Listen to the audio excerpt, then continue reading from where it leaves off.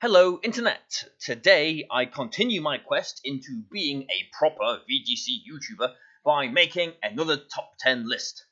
Today, the list is the top 10 new moves for VGC. So, with the Isle of Armor expansion pass, we got, 18 new move tutor moves. There's a few other new moves as well too, like Shell Sidearm, for example. But this is out of the wider available move tutor moves, and these are the top 10 that I am intrigued by, interested by.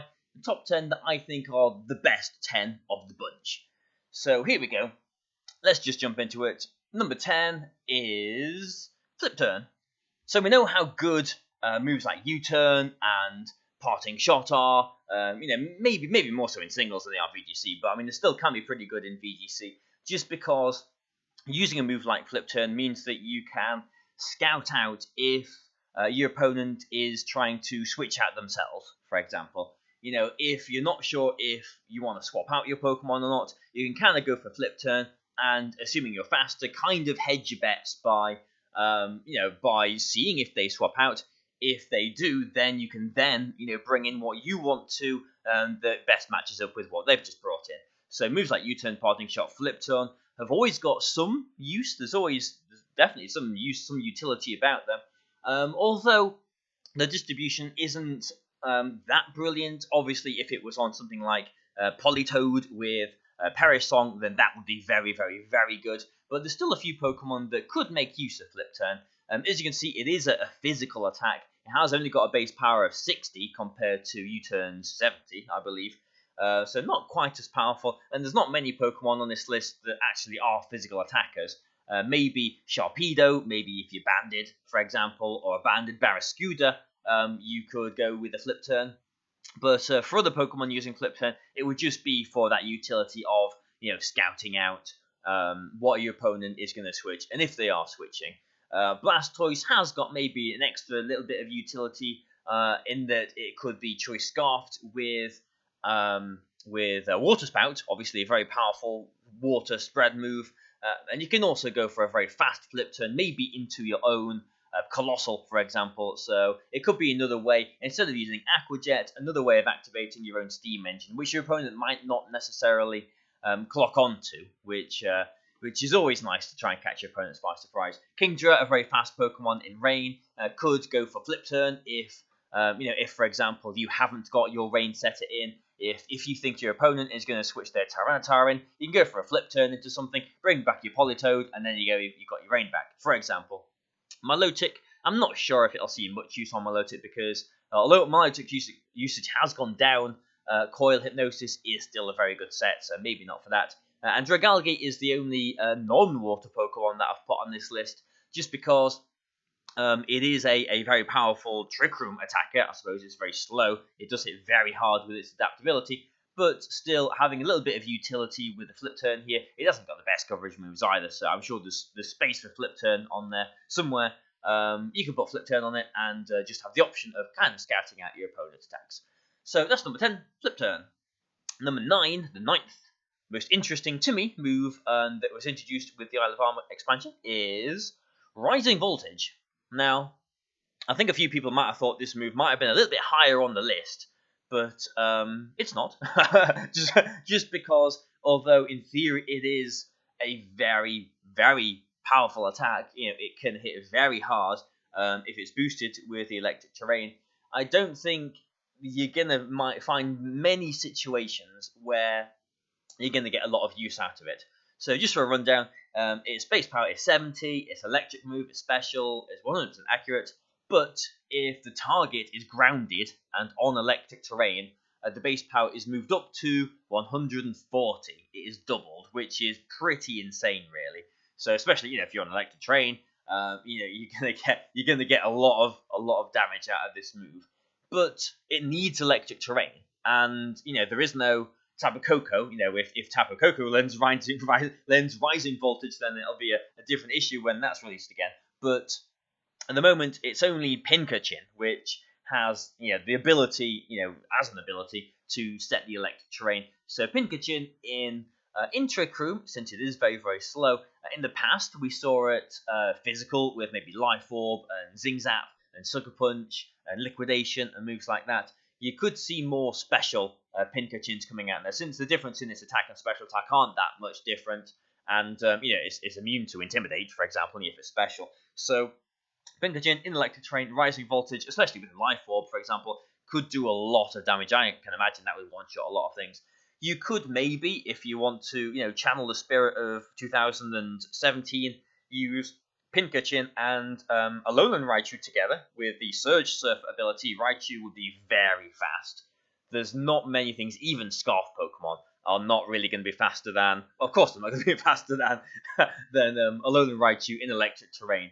And with the electric terrain, with rising voltage, Raichu, from being a fast Pokemon that can hit relatively hard. The Z moves from it back in 2017 could hit pretty hard, but it doesn't really hit too hard. With rising voltage, it has got kind of an electric move nuke in a way. But aside from Pinkachin and Raichu, Raichu Lula, which I think are very exciting users of the move, I can't see really how you're going to use the move, because you don't really want to be using Pinkachin with Lightning Rod Raichu together. Pinkachin and the other fast electric Pokemon which are put on here, like Jolteon, Heliolisk, Boltund. I'm not sure you want to be using them together. And otherwise, are you going to rely on yourself to set up the electric terrain with your Dynamax and then spam with rising voltage afterwards, or rely on the opponent to get electric terrain? I'm not sure, but just for the fact that Pinkachin and Alolan Raichu can do a lot, I think potentially with rising voltage. Number 9 on the list.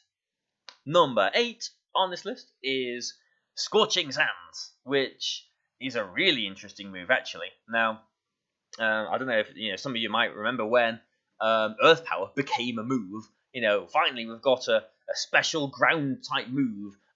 It's really, really cool animation, really cool to see. Wasn't really distributed that well. A lot of Pokemon do get Earth Power now. Even things like even Politoed gets Earth Power now. Venusaur gets Earth Power now, which is pretty wild. Really good moves for them. Well, for Venusaur at least. And here's Scorching Sands, which kind of like, it's a bit like if you remember Jumanji. There's that theme where there's like all the elephants, all of the animals are stampeding across town, and then there's that like fat elephant that's out of breath, like slow to the party sort of thing. Here's Scorching Sands. It's that elephant. Which okay, it's nice to have another special ground attack, but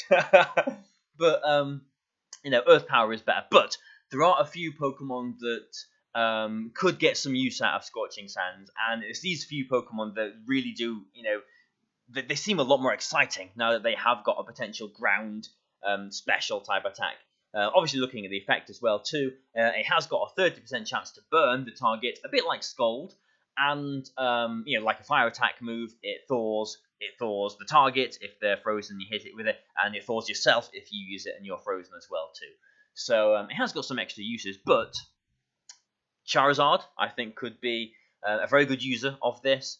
And Ninetales as well too. Charizard and Ninetales, I suppose, are the two typically special attacking Pokemon on this smaller list of 5 Pokemon that I've put on here. But especially Ninetales, which didn't really have much coverage at all, in the past. It would use maybe Overheat and Heat Wave, maybe Solar Beam.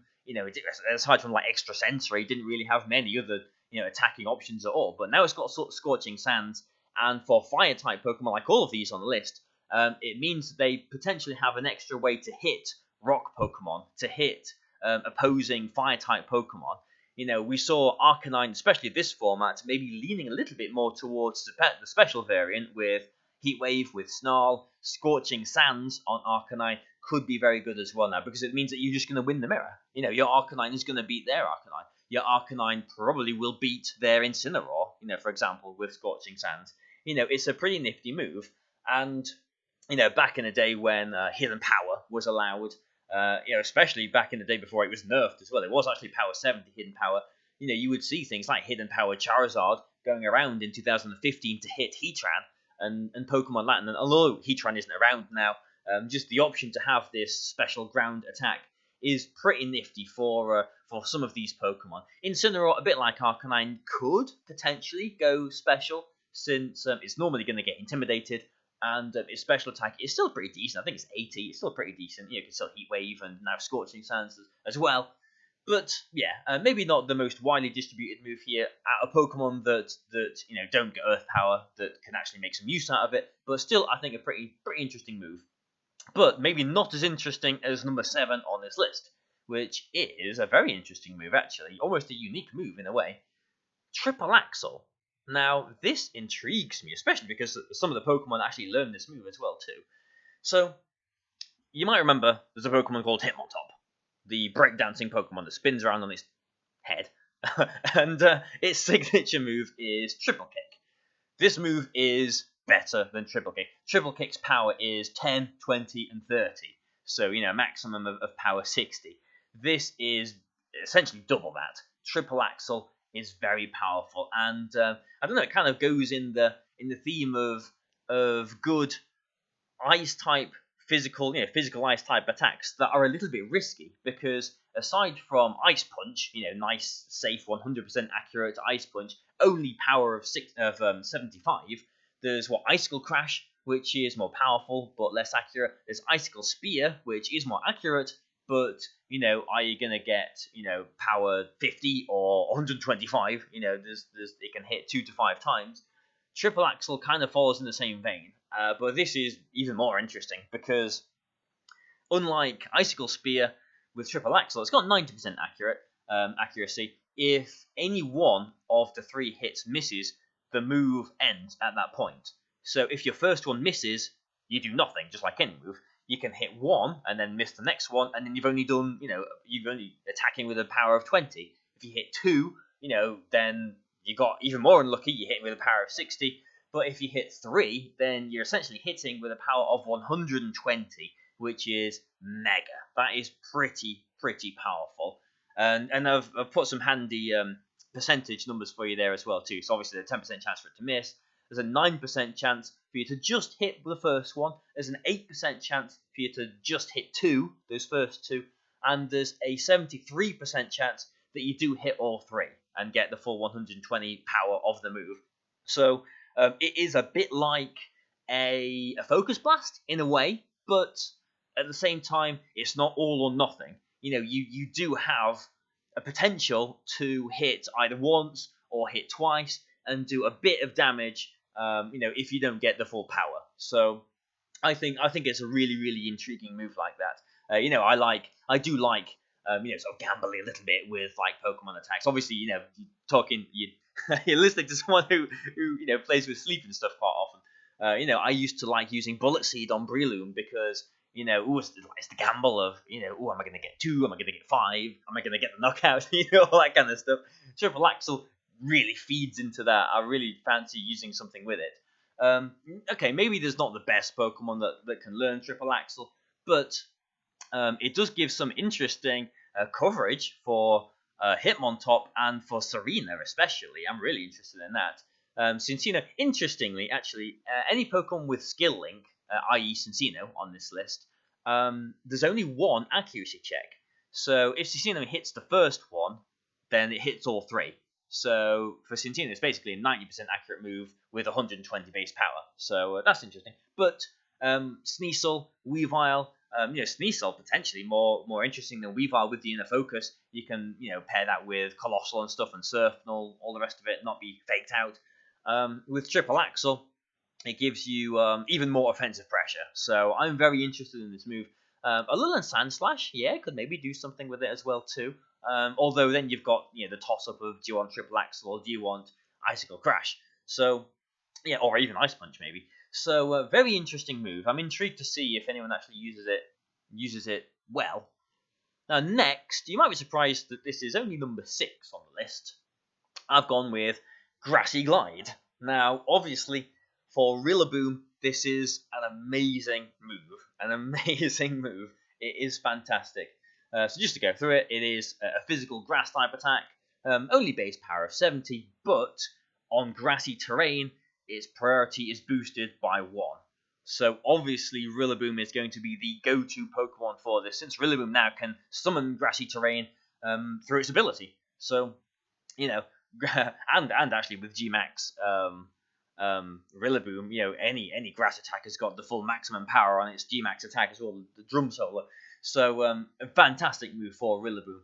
And it's only number 6 on this list because although it is a very good move, I've only put it at number 6 on this list because a little bit like Rising Voltage, I'm not really seeing how other Pokemon, like with Rising Voltage outside of Pincurchin and Alolan and Raichu, how many other Pokemon can actually use Grassy Glide well here. Now, I think it is very interesting for a Pokemon like Serena or Delmise or even Flapple as well.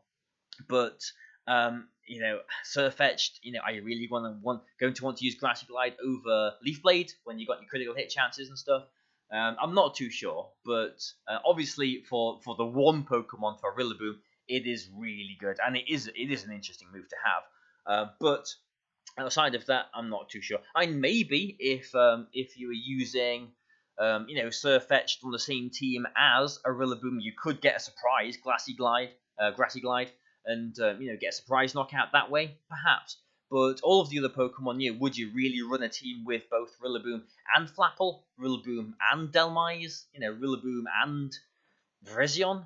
I'm not too sure about that. So that's why it's only number 6 on this list, because it is very good, but it's not really that good for any Pokemon but Rillaboom, really. So that's my take on it. But there you go. You're watching my list. So this is my list. So now we're going to go up to number 5, which is a move that I've not really seen many people use, but I think has got quite a decent amount of potential, and it's the only non-attacking move on this list, which probably gives it away. So halfway through this list now, number 5 is Coaching. Now, yes, this is a potentially interesting move. Obviously, it's not an attack, but it basically gives your partner a bulk up. It gives your partner a +1 attack and +1 defense, which, especially, thinking straight away to Pokemon that really appreciate an attack and defense boost, especially defense boost like Blissey and Chansey and whatever. There's potential with it there if you really want to go down that route. But also of note, this doesn't have priority, so I have put the faster fighting type Pokemon down here that I think are potentially going to get the most use out of Coaching. But yeah, I always like combinations in VGC. That's one of the reasons why VGC is more interesting to me than it is singles, because of combinations, of strategies like this. Especially if you went with, there's all sorts of combinations. Obviously, Riolu on that list maybe sticks out a little bit, but Riolu can be used with Copycat and I think it gets Fake Tears and stuff. It does have a few interesting attacks. It can high jump kick for a little bit of damage as well too. But now it can coach with priority. It is the only Pokemon that can use coaching with priority here. So you could, with +1 priority, give your partner a +1 attack and defense, which is brilliant, actually. When you consider the Helping Hand is basically like a +1 attack for the turn. This is like permanent, or for as long as it lasts, and a +1 defense. So I think that's really interesting.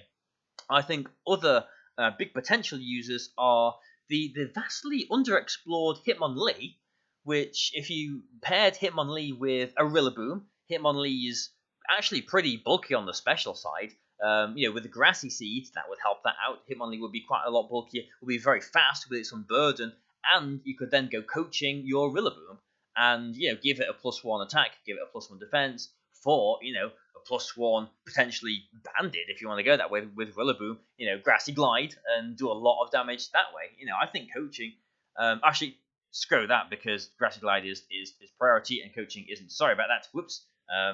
Cut that out of your mind. I never said that. But but you know what I mean. A coaching Woodhammer is going to obliterate a lot of things. You could be a choice scarfed Rillaboom, with Woodhammer, and your unburdened Hitmonlee would still be faster and would get the +1 first. I think there's a lot of potential in there. Holucha as well. Hitmonlee does have Fake Out, and I think it gets Wide Guard as well too. It does have a lot of supportive options as well, but Holucha doesn't get Fake Out, doesn't have the supportive options. But Holucha is flying, has got options to like Airstream and maybe Feather Dance and stuff if you really want to go through a supportive route there. But It is faster than Hitmonlee as well too, and doesn't necessarily need the grassy, seed boost, the unburdened boost for it to be faster than most things. So Holucha, Riolu, and Hitmonlee, I think, are potentially the best uses for coaching. I think it's got a lot of potential to it. Poliwrath, if it's swift swimming, if it's really fast, could maybe use it. Hitmontop is always a commonly used VGC Pokemon, always very good in VGC.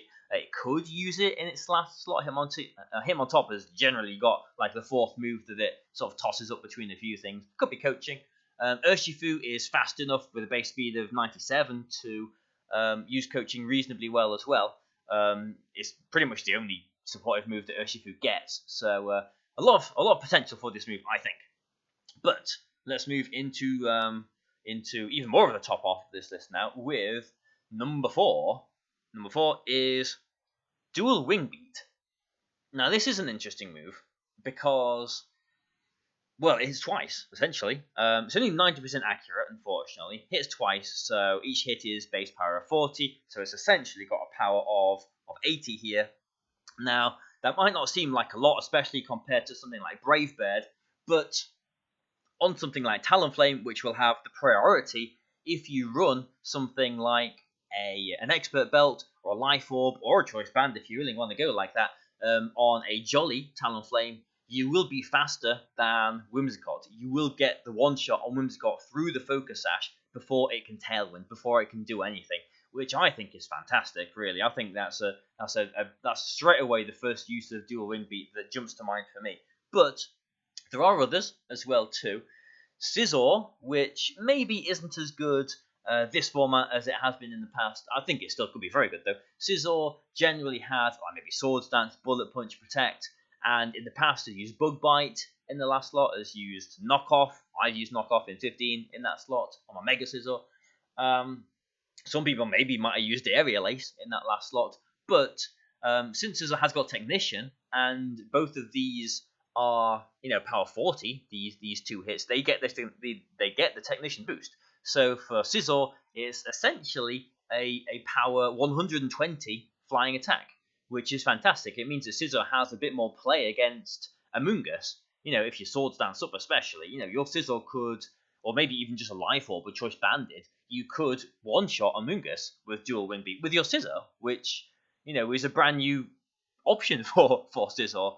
Scyther, the pre-evolved version, could hold the Eviolite to be bulky. Scyther hasn't really ever been seen used in VGC, but I'm just going to mention this because I think it's pretty cool that with Scyther's Stab and Technician boost, a Dual Wingbeat from Scyther, like each hit is base power 40, Technician puts that to 60, Stab puts that to 90, it hits twice, that's a base power of 180. That's massive coming from Scyther. I think Scyther's base attack is 110 as well too, so it's pretty high, especially after a Swords Dance maybe. That is, just to put that into context, Scyther's Dual Wingbeat with Technician is more powerful than a Stab close combat from, whatever, a Terrakion or whatever. It's really, really powerful. So I think that's pretty cool. And also, the other main user perhaps could be Flapple. Like Flapple. And having a Flying Dynamax move is very good as well. I like to use Flapple with Gravity, since its ability, Hustle, makes its moves a little bit more inaccurate and whatnot. Gravity helps that out.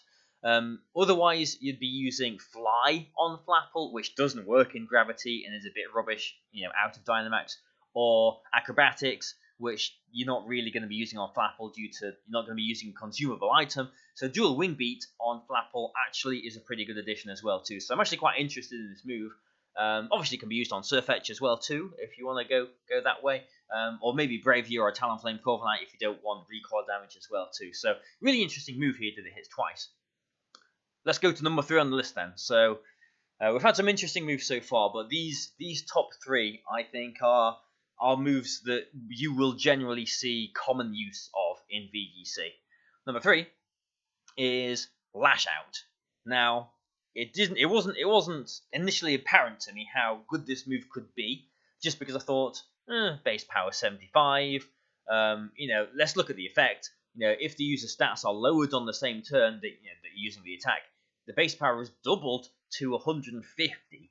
Now that is absolutely massive. That is huge. But I thought, well, you're not going to be intimidated every turn, are you? You don't really want to set yourself up to be attacking when you're intimidated. You might want to be sort of swapping yourself out, repositioning at that point.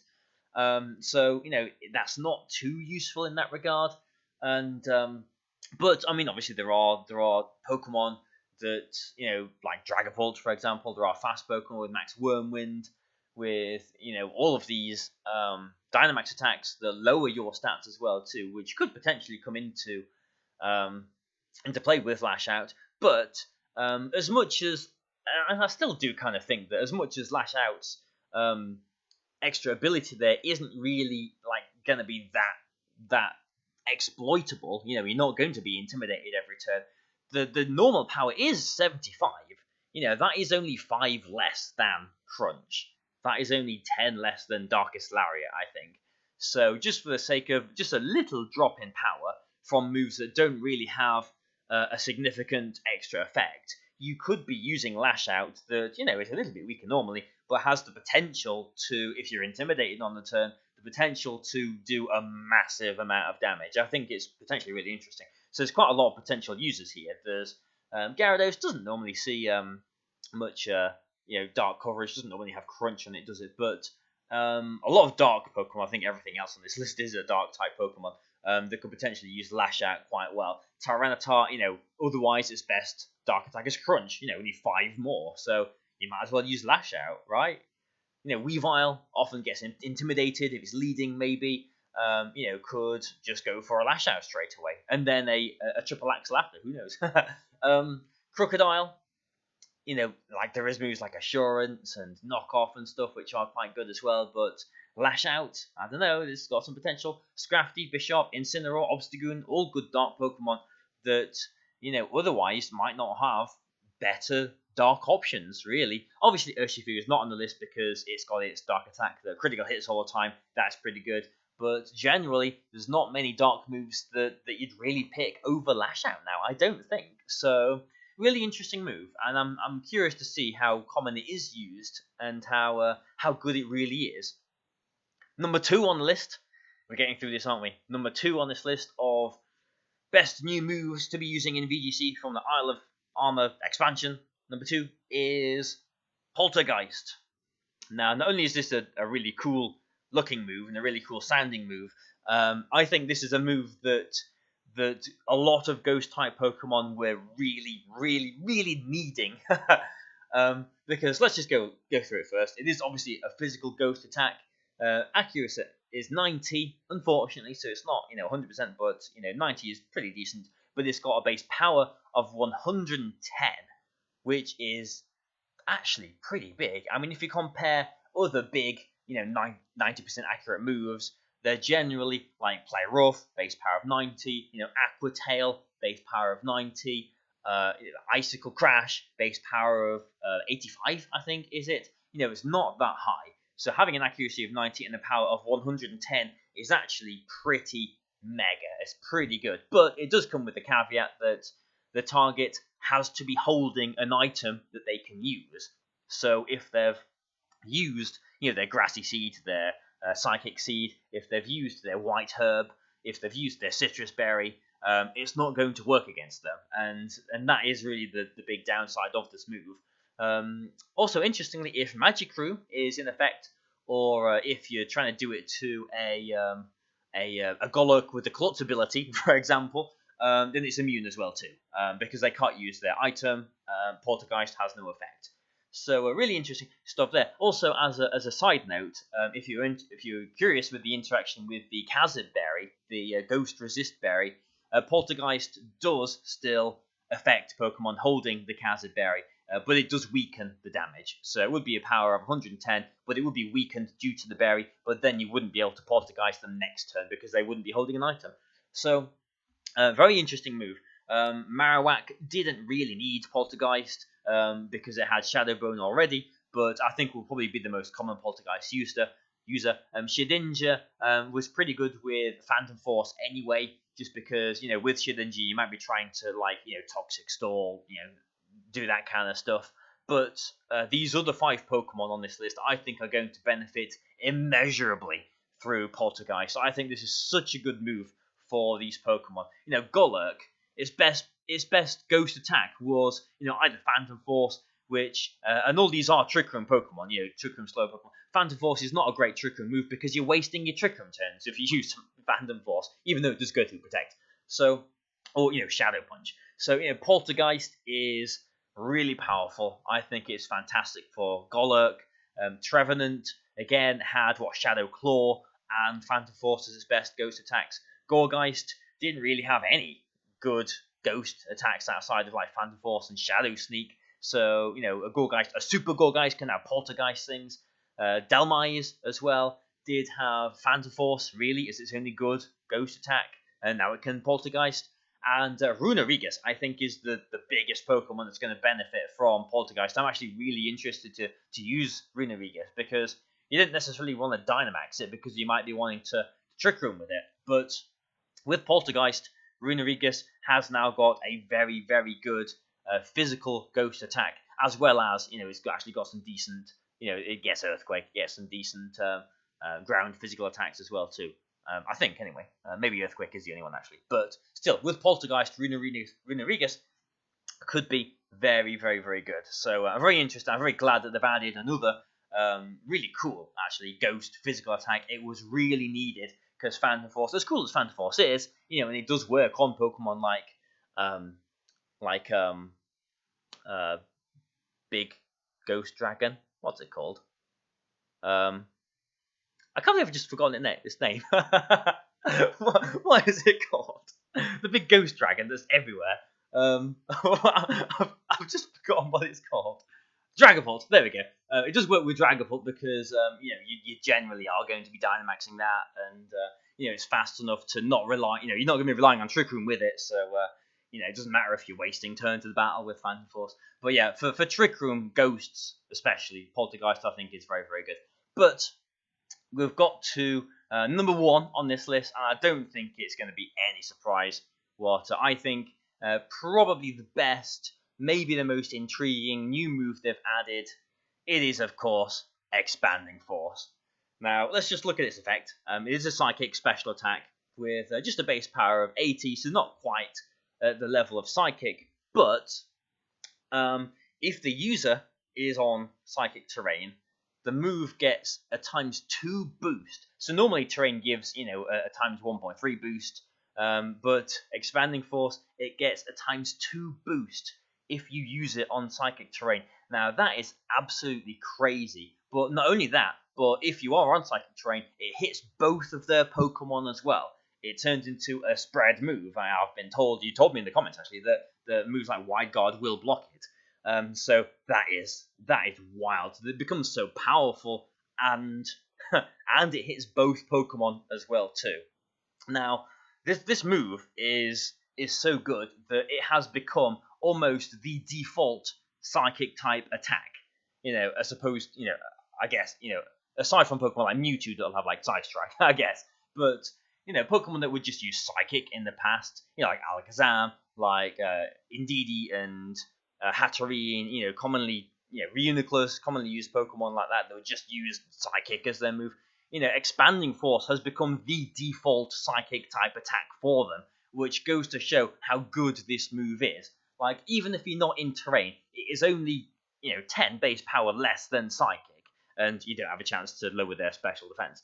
But with the terrain, it becomes so good. So good to the point where it's made Alakazam actually a big threat. Now, Alakazam has never really been used in the past outside of, in 2018, was it? People used Gravity on it, I think. Was it 18? I can't remember. I think it was 18. Mega Alakazam with Gravity and all the rest of it. It could hit quite hard. But now, it's got a base speed of 120. It is faster than, the Musketeers. It's faster than most things in the format. If you pair that with Indeedee, for example, which is the Psychic terrain setter, wow, you are going to be threatening a lot of damage, on that turn. Expanding Force means Indeedee Male is much more viable than it was in the past as well, too. But Indeedee Male and Alakazam, and I guess Raichu and maybe Espeon or Starmie maybe are like the fast options for Expanding Force.